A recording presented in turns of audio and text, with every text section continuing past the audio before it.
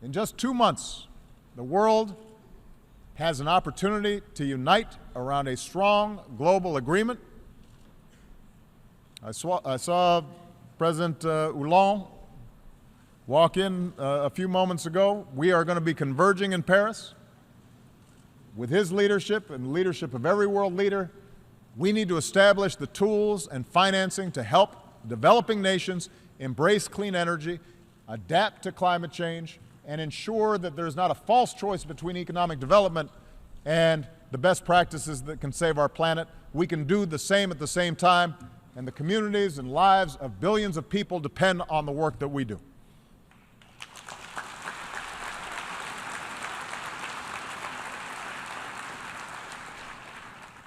Future generations of young people watching today and tomorrow will judge us by the choices we make in the months and years ahead. And one of those young people is Eva Tulage. Now, Eva lives in a village in Tanzania. She's 15 years old, and she wrote me a letter. Some of you know I get 10 letters a day, mostly from inside the United States, but sometimes international letters. I get 40,000 a day, but I read 10.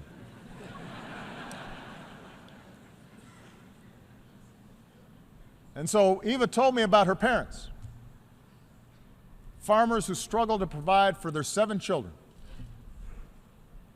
And this young 15-year-old girl,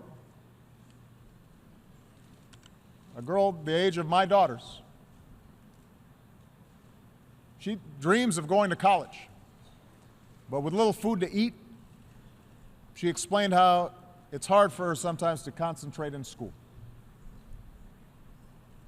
She explained that her house doesn't have electricity, so it's hard for her to study at night. It's not because her parents don't love her and don't have ambitions for her. Her father works incredibly hard in the fields to pay for her education. But they just need a little help. I won't let him down, Eva said. I'll do whatever it takes, she said in her letter.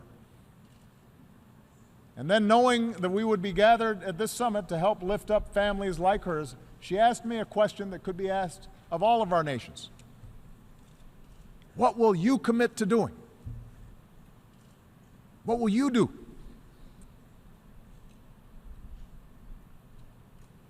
And there are billions of boys and girls just like Eva. They're just like our children.